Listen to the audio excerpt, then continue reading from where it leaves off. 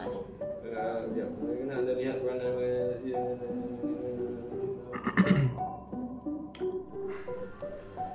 Maklumlah tak sempat. Hai, Assalamualaikum.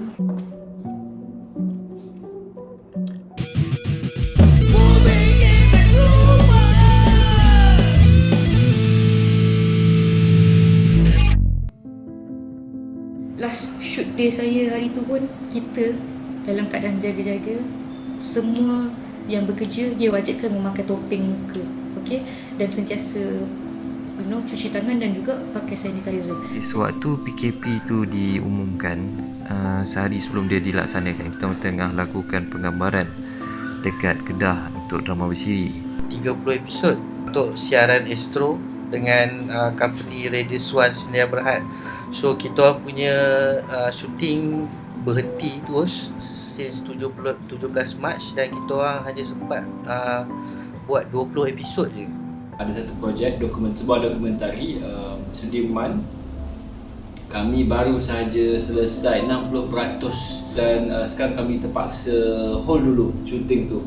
So balance-nya ada 6 hari je lagi dekat Malaysia dan the rest dekat Jepun, dan tak tahulah bila boleh continue projek tu. Even masa a day before PKP tu, kita orang still meeting dan kita orang decide untuk stop shooting pasal risaukan soal keselamatan dan kesihatan lah. Maknanya kita orang stop shooting sehari lebih awal daripada tarikh bermulanya PKP.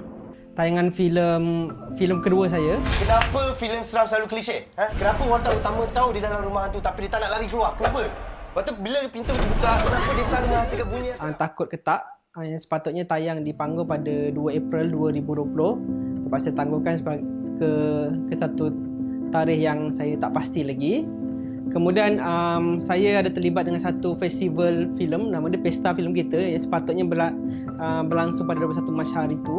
Ada a few challenge bila artis sendiri yang pull off daripada projek tu sebab diorang takut.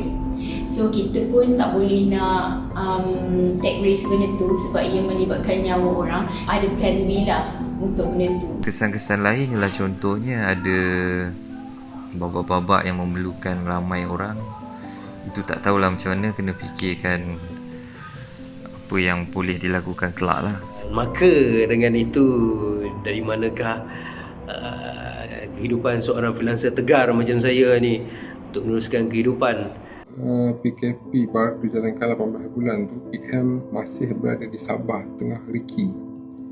So selepas PKP dijalankan, saya terus lost contact dengan PM dan producer tu sebab PKP masih lagi berlangsung. Jadi saya sendiri pun tak pasti dengan projek tu. Untuk projek RTM tak salah saya.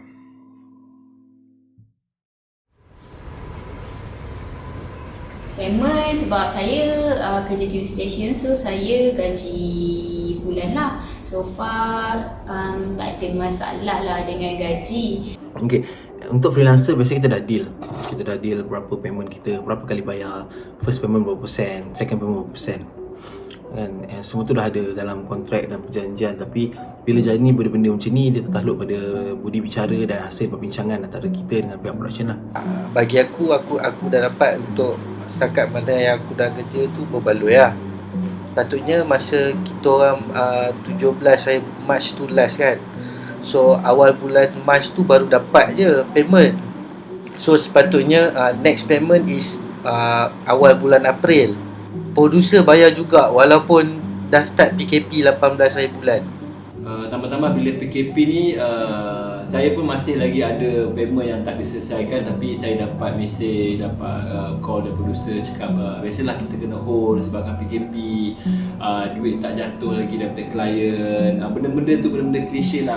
Kami ni kebanyakannya adalah penerima gaji hari. Tak ada kerja, tak ada gaji lah. So sepanjang PKP ni terus terang memang kita orang tak ada gaji lah sebab tak bekerja kan. Dan saya terlibat dengan satu festival, sepatutnya saya dapat gaji bulanan. So gaji pada bulan Mac tu ditangguhkan juga sebab acara ditangguhkan. Dan ya, itu je lah. Peluru 7mm, peluru jenis sama yang penuh nasi patah. Aku dah set benda ni bila once aku masuk production, lepas aku dah tahu dia punya production line ni, dia punya culture kerja dia macam ni, payment dia macam ni. So aku decide untuk tidak, apa orang kata, tidak melebih-lebih dalam lifestyle lah. Komitmen tu sebenarnya PKP tak ada ke dia tetap jalan. Cuma macam mana kita nak commit je. And Alhamdulillah aku ada jugalah simpanan sikit. Macam kereta pun sebab bank dah bagi kelonggaran selama 6 bulan. So selamatlah sikit kat situ. Bil api air, dan ada juga keperluan-keperluan keluarga yang harus saya sediakan untuk anak saya. Saya pun ada ada adik-adik, ada saya nak sulung. So macam biasalah benda tu. Itu bukannya satu masalah besar sangat, walaupun PKP tak PKP ke, sebagai freelancer kami dah biasa lah. Yang bagusnya bagi saya PKP ni, saya banyak tengok online class, timeline saya nak enhance skill saya banyak membaca, saya banyak tengok SOP luar, macam mana dia orang kerja, macam mana saya punya director kerja, macam mana saya punya PM kerja. So saya nak belajar. So sepanjang sebulan ni saya lagi nak belajar tentang job scope, position lain. Masa sekarang ni saya dalam proses post production untuk filem pertama saya ni, Prebet Sapu. Sekarang ni tengah discussion dengan sound designer, dengan composer, dengan producer, macam mana cara strategi kita untuk pasarkan filem ni. Okay, dia yang kerja ni pun tak ada apa pun, cuma aku kena communicate dengan location owner, dengan sponsor, dengan artis, bagi tahu kita ni macam mana situasi membersihkan rumah, masak makanan sendiri ataupun order dari luar. And ada banyak time untuk plan future project sebenarnya, dan ada banyak plan boleh start. Macam saya buat ada few proposal, ada idea kita tulis. So semua buat kerja dari rumah lah. Macam saya akan uruskan supaya scriptwriter hantar semua dokumen, kita compilekan semua bekerja dari rumah, dan present pun melalui video, dan kemudian submit ke station untuk penilaian pitching tu. Itu antara kerja yang kita boleh buat lah dari rumah. Tapi sama it's quite, boleh kata macam it's a blessing jugalah untuk filmmaker freelancer ni, bila pada masa macam ni untuk stay kat rumah. So kita ada masa dengan family. Tak adalah memerlukan sangat, sebab aku rasa aku masih mampu. Tapi tak tahulah takat mana kan. Kalau benda ni sampai hujung tahun, aku rasa maybe time tu aku perlukan bantuan tu lah kan. Tapi at the moment aku rasa aku alhamdulillah still boleh sustain lah orang kata. Still boleh ni, aku tak risau sangat. Macam mana pun projek kena habiskan. Kita tak boleh nak stop terus sebab kita ada kontrak dengan station. Walaupun lepas habis PKP memang kena sambung lah. Kalau PKP sampai 3 bulan, 2 bulan lah. Kenapa kami yang bekerja secara production, kita tak boleh nak keluar bekerja, sedangkan kita boleh lagi, orang cakap, mengawal situasi tu. Aku duk fikir daripada awal lockdown ni, tapi aku rasa pihak berkenaan, dalam bracket korang pun tahu, and dia sebenarnya bukan sekadar bagi bantuan makanan. So patutnya diorang dah ambil iktibar daripada apa yang jadi dulu. So diorang yang dulu last jadi untuk diorang pulih balik 99 ke tahun 2000 baru pulih balik lepas kekuatan ekonomi 1999 ke 2000. So diorang ada masa 20 tahun patutnya untuk plan apa benda nak buat, bisa kata benda ni jadi lagi. Alhamdulillah, terima kasih pada yang memberi bantuan pada rakan-rakan seni saya yang freelance tu. Tapi at the same time, pihak-pihak berwajib atau Finas atau Suruhanjaya Komunikasi Multimedia atau pemain-pemain industri big daya, kita nak kena fikir apa solusi dia.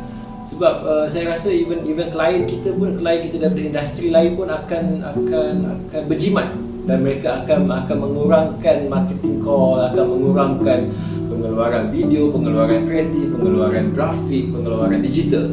Apa kita nak buat after the PKP? Kebiasaannya kita orang akan ada insurance daripada pihak production. Jadi dekat situ ada semua maklumat dan detail kami untuk trace kalau ada kemungkinan salah seorang daripada kami yang dijangkiti, berbanding dengan orang-orang yang pergi membeli belah.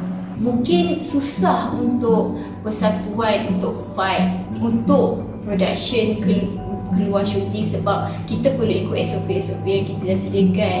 SOP which is kita tak boleh ada gathering, and itu pun yang terjadi dekat TV station, which is benda tu memang sangat susah bila kita ada program yang melibatkan performance. Sebab sometimes artis sendiri yang tak nak datang and tak nak buat benda tu. Mungkin pihak persatuan ni boleh tolong createkan peluang-peluang yang macam ni, jenis-jenis peluang pekerjaan yang kita boleh buat kat rumah, what kind of video, what kind of content, benda-benda macam ni yang boleh mendapatkan income untuk kita orang yang tak boleh nak bekerja secara normal ya, yang tak boleh syuting dekat luar. Ya. And kalau tengok, dia orang boleh tengok satu contoh sebab ada few kawan-kawan yang buat sendiri, yang offer to do photoshoot for makanan ataupun produk dekat rumah sendiri, which is owner produk hantar dan dia orang buat. And still tak melanggar syarat-syarat PKP, which is good. Benda macam ni yang patut persatuan ikhtiarkan, cari buka peluang untuk mereka-mereka dan orang-orang freelance macam saya dan kawan-kawan saya yang dekat rumah. Banyak lagi yang kita boleh explore sebenarnya. Mungkin yang hanya perlu berkarya dari rumah dan mendatangkan hasil. Alhamdulillah sekarang ni melukis, syukur bolehlah nak menampung kehidupan saya yang sebatang kara sekarang ni. Alhamdulillah.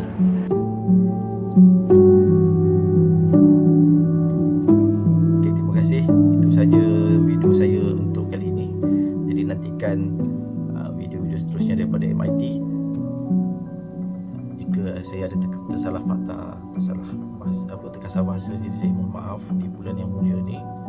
Kalau ada apa komen, pendapat, boleh letak di ruangan komen di channel ni. Jadi terima kasih sekali lagi. Kita jumpa di video seterusnya.